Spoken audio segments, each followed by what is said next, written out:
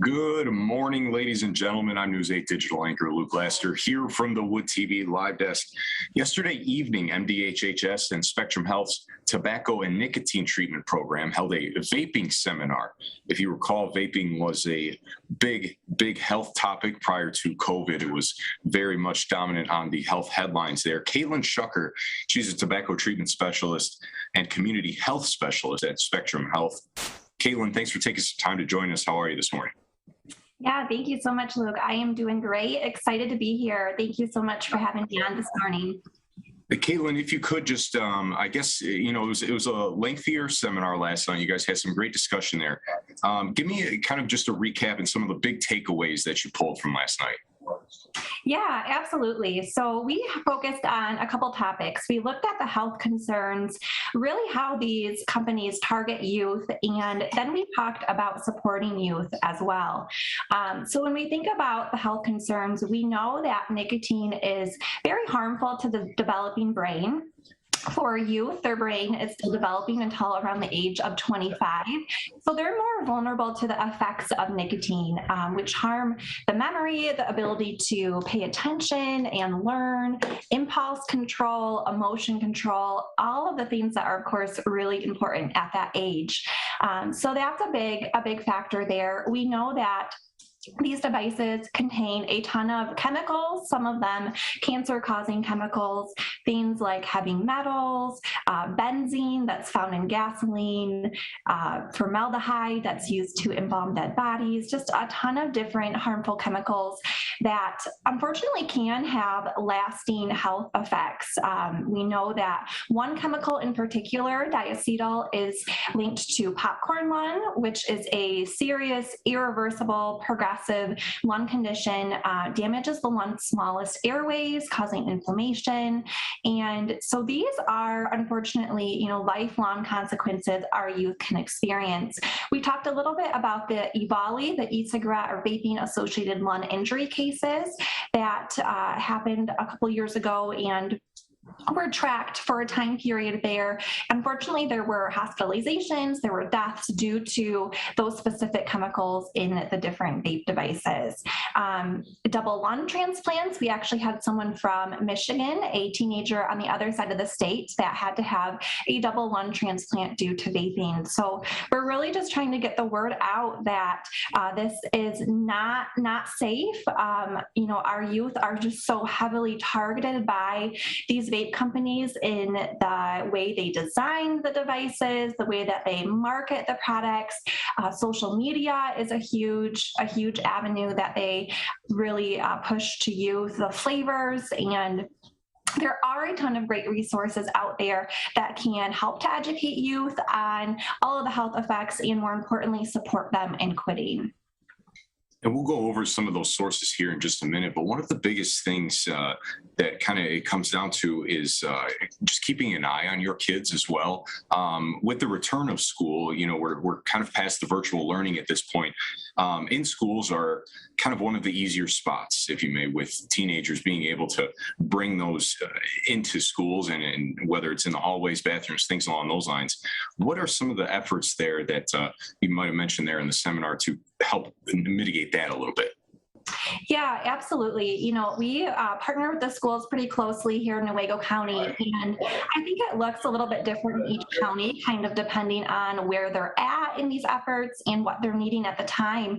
But one of the things that we've done in Newaygo County is really looking at the support offered to students when they get caught with these devices. We really try to advocate for that support and, over those harsh consequences. Unfortunately, youth get addicted to these devices pretty easily and quickly because of that high nicotine content. And so just trying to really help them in quitting. We're in the schools offering prevention lessons as well. So, we know that oftentimes youth think these devices aren't harmful as a result of that marketing. So really just trying to push out that accurate information to them. We've looked at policies in the schools and kind of making sure that vaping and e-cigarettes is written into those tobacco policies. It's really a kind of a multifaceted approach. And, of course, this field is ever changing as well. Teenagers are among some of the most rebellious. And when you're parenting and even at the education or in schools, things like that, when you're trying to level with them and basically say, hey, this isn't good for you. What are some avenues that may be taken to just kind of, again, get on their level and respectfully hear them and help them make these, good decisions? Yeah, I think one message that has really resonated with youth is that nicotine, kind of how that nicotine addiction looks, and that's something that oftentimes, people feel out of control with. They may feel helpless. Youth want to be in control. They want to be in control of their decisions. And so, just kind of pushing that message out has been one that has resonated. I think anytime that you can get youth educating other youth as well, it's especially helpful, when the messages comes from them. So that's another thing that we partner with the schools on, is planning prevention activities so that youth can be the ones that are really standing up and helping to spread those messages to other youth. Another one is money. We look at how, some of these devices are very, very inexpensive, unfortunately, but when someone's addicted to nicotine and buying those e-liquids frequently, those pads frequently, that can really add up. And, there's a ton of things that youth want to spend their money on that definitely, would be better options there. So we try to kind of hit it from all angles, looking not only at the health effects, but, how that nicotine is involved in just overall decision-making and control and money, and how these companies really target them. I think that's been something that's been successful in looking at, what really fits them, and they don't want to be duped and targeted by those companies. And so looking at kind of some of those direct quotes from the tobacco companies, that they want those customers. They need replacement smokers, is what they call them, because they know that youth cigarette smoking rates have declined. That their older customers are getting sick, unfortunately dying from smoking, and so they need that money to keep coming in, and so they will do just about anything they can to make sure that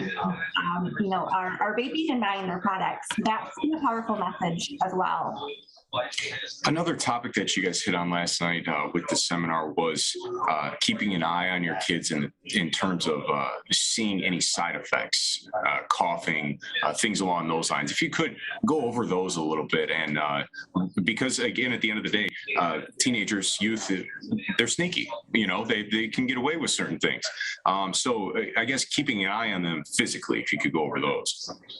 Yeah, absolutely. I think one of the biggest things is looking for behavior changes. And I know sometimes this is tricky with our teenage population, but just kind of thinking how that nicotine affects the brain, so that decision making, and maybe increased irritability, kind of some of those nicotine withdrawal symptoms, increased anxiousness. Those are a couple big ones. And I think too, just kind of keeping an eye out for increased cough, nosebleeds. The aerosol from these devices makes the nasal passages really dry. It can also affect the taste buds as well. So if you have a teenager that has never dumped salt on something and now they're adding that to all of their foods, that could be another sign. Interesting. Those might be a little easier to identify than some of the big devices, because they are so small and easy to hide and conceal. But of course, if you're seeing a USB looking device or a pen looking device always in reach, or you're noticing that they are going to their bedroom or making a trip to the bathroom or somewhere private and irritable, and then they come back and are more relaxed, that's kind of a telltale sign that that nicotine addiction is at play, and they went, vaped, and came back more relaxed as a result of taking that nicotine. I believe last night you had mentioned that it wasn't widely discussed. It was only hit on very briefly, but just kind of mixing in other, drugs with certain vaping devices in terms of THC and things along those lines. If you wanted to hit on that as well. Yeah, absolutely. So THC is one of the common drugs, unfortunately, that's also added to vape devices. And, one thing to keep in mind with that is that there are still chemicals that are produced. It is a drug that is also affecting our youth's developing brain. Any drug, of course, is going to affect that developing brain even more so than an adult brain. And the amount of THC that are in these devices is also, really powerful as well. So it's just, no, whether it's THC, nicotine, there really is no safe tobacco product, no safe drug for our youth. That's just the bottom line there. So in terms of, kind of as we wrap up here, real tangible steps, I guess, moving forward, what can be taken, what actions can be taken today, tomorrow, and the day after that? Yeah, I think if you're watching this as a parent, really just sitting down and starting to have those conversations with your youth. And we know that it really is never too early to do so. The average age of trying a tobacco product in Newaygo County was actually 11 years old. So very, very shockingly young. So even in elementary, talking to your kiddos about just making good decisions and working with them to say no, being that healthy role model for them as a parent is important. As the age gets higher, they get to those teenage years, I think then it's more important to really specifically focus on vaping, and kind of an easy entry point we talked about last night might be to, let them kind of ease into the conversation. Maybe you see a billboard or, as you're driving with them, or you see a news clip like today and you ask them, hey, what are you seeing in the school? Are your friends vaping? And you can kind of guide that to more specific questions. I think the most important thing though is to really try to withhold any judgment, and again, not focus on those consequences, just really being that for those students, because they are so pressured at school to do this. And this is something, unfortunately, that's affecting, all students, all schools. It's not specific to certain areas or to Michigan.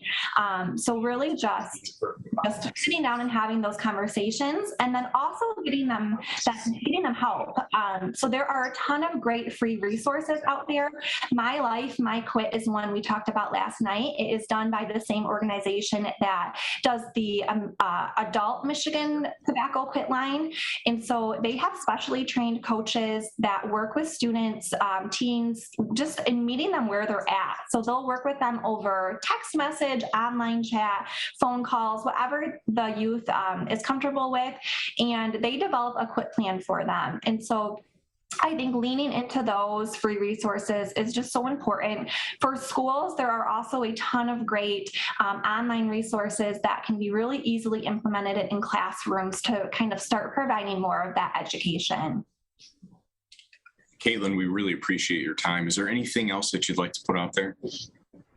Yeah, I just wanted to say we have an upcoming webinar in March, a tentative date of March 21st at 4 p.m. And this is done with PAVE, the National Organization Parents Against Vaping E-Cigarettes. And so this is going to be a really great webinar. So I would just encourage parents to check that out, look on our website for more information.